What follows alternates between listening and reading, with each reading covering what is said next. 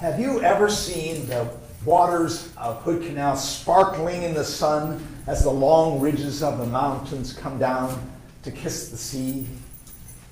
That is the glory of God on earth.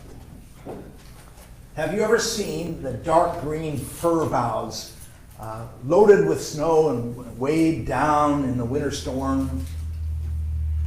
That is the glory of God. Have you seen the divers shrug on their wetsuits down at the Hoodsport dock as they get ready to enter the dark waters to discover the treasures of the deep?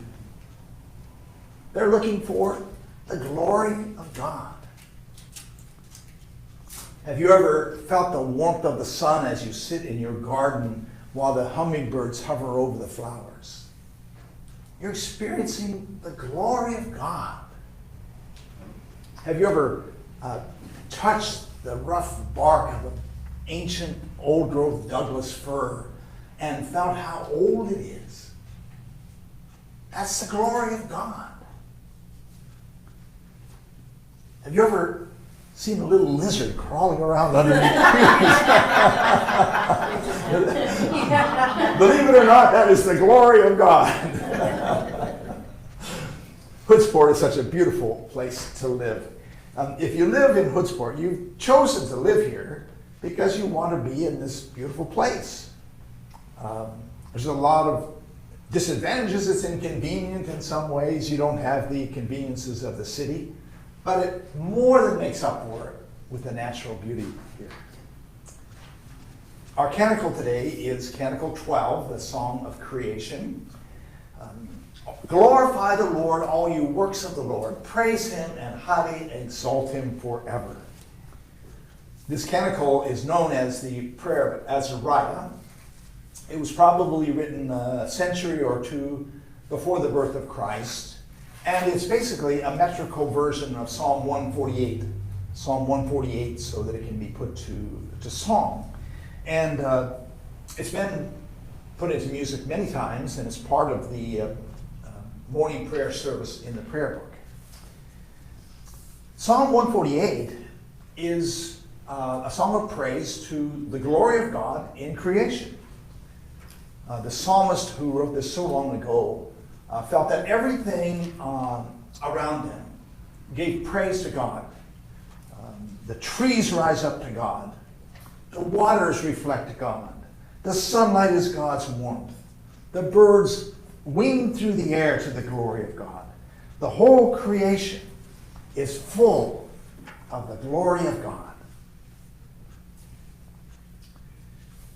Last Thursday, my son Guy and I drove up the steep and winding road to the top of Deer Park in the north part of Olympic National Park.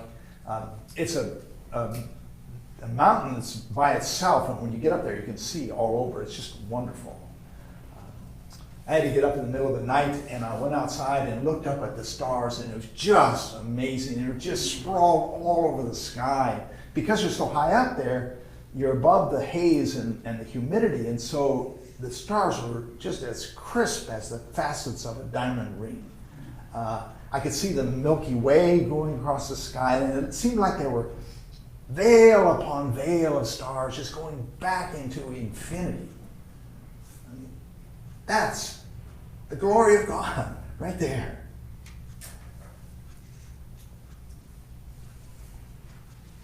And think about the ancient people who lived close to the earth. People so long ago, they were closer to the earth than we are. They sat on the earth cross-legged and watched the sun go down. They waited patiently for the deer to come out of the trees. They chattered and sung together as they picked berries and dug roots. They told stories around the campfires. They dug their paddles into the water and felt their canoes surge forward. So they were close to the living heart of life. And for them, the creation was alive. The birds sang praises to God. The trees lifted up their branches to God. The animals bowed down to God. The thunder was the voice of God. The creation was alive for them. I think we have a lot to learn from indigenous peoples. Indigenous peoples today are the keepers of the planet. They're the guardians of the earth. They're still connected to the creation around them. And they remind us that we can't escape this earth. We're all children of the creation. And so that's why we acknowledge the Skokomish people in our land acknowledgement, because they've lived in this area for generations. They were here first. The land is in their blood. Glorify the Lord, every shower of rain and fall of dew, all winds and fire and heat, winter and summer, glorify the Lord. Praise him and highly exalt him forever. So whoever wrote this canticle could feel the glory of God surging through the natural world. As you know, I'm a watercolor painter, and I spent a lot of time this summer painting outdoors. It's called plein air painting or open air painting. And the disadvantage to painting outdoors is that it's inconvenient and it's messy. The wind blows, the bugs bite, you never have enough time, it's always a rush. But the advantage is that you get a spontaneity and a freshness in your painting that'll show through in the finished painting. When you're painting outside, you feel the scene you're painting. You feel the mist in the air, you smell the salt water on the tide flats, you see the colors bouncing into the shadows, so you're really present.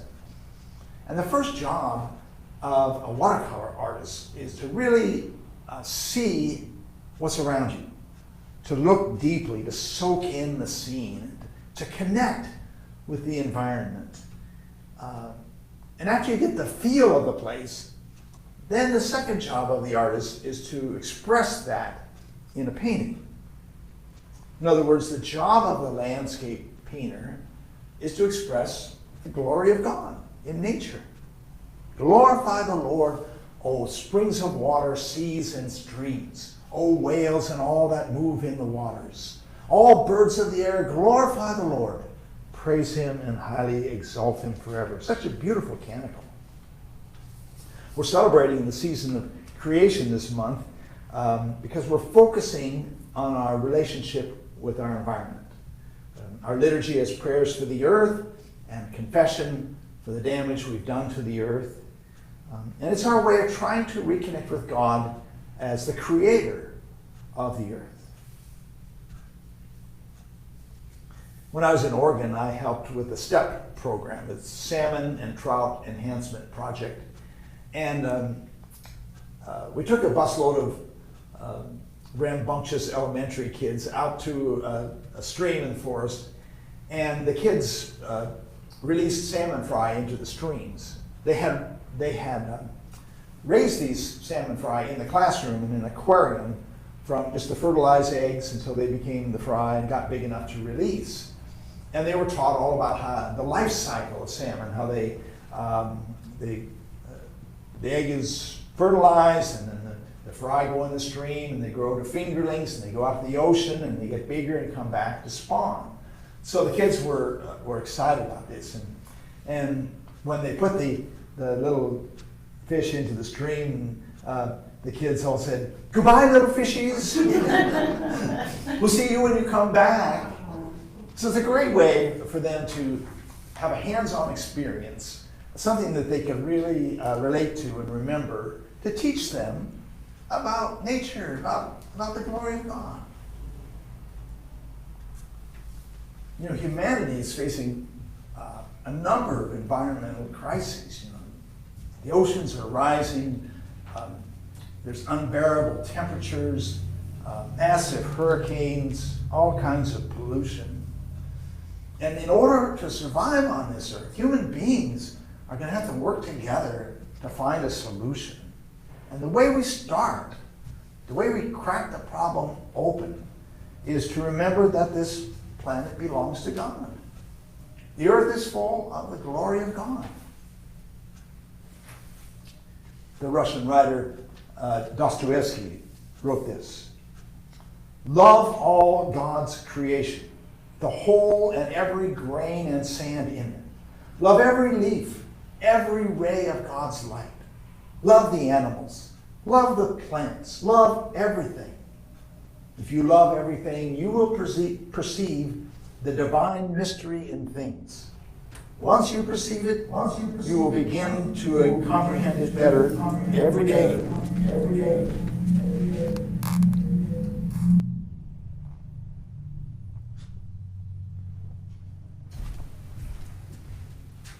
And you will come to, at last, to love the whole world with an all-embracing love. We need to love our earth and love what God has given us. Glorify the Lord, all you works of the Lord. Praise him and highly exalt him forever. In the firmament of his power, glorify the Lord. Praise him and highly exalt him forever.